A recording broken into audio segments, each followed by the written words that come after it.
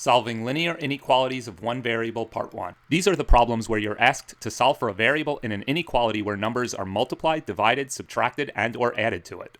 In these cases, you'll want to determine the order of the operations that were performed to the variable and undo them in reverse order. You'll also need to reverse the inequality sign when multiplying or dividing by a negative number. Let's consider some examples. Solve for x in 8 minus 5x is less than 18. Here we first multiply x by negative 5 and then add 8. So to undo the steps in reverse order, we subtract 8 and then divide by negative 5.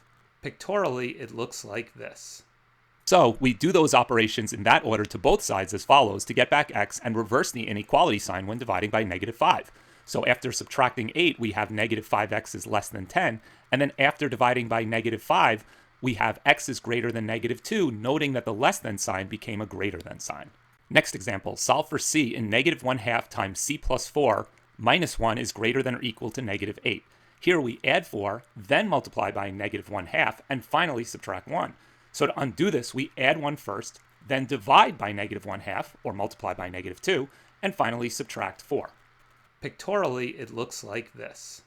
So following the diagram, we first add 1 to undo the last operation of subtracting 1, and we get negative 1/2 times c plus 4 is greater than or equal to negative 7.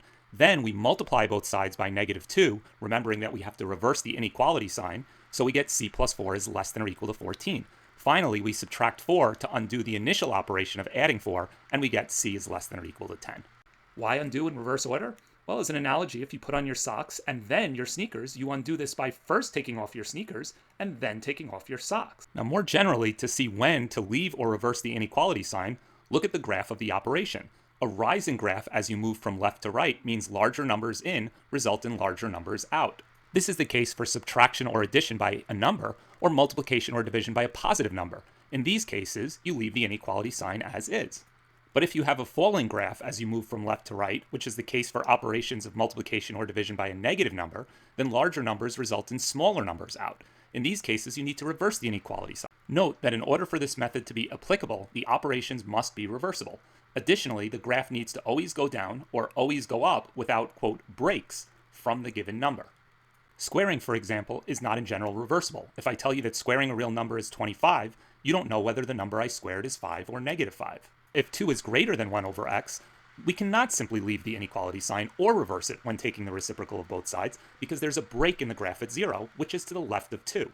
Here, if 1 over x is less than 0, then x is less than a half. But if it's positive and less than 2, then x is greater than a half. Please check out the links in the description for additional explanation and some official practice questions where you can test your understanding of this concept.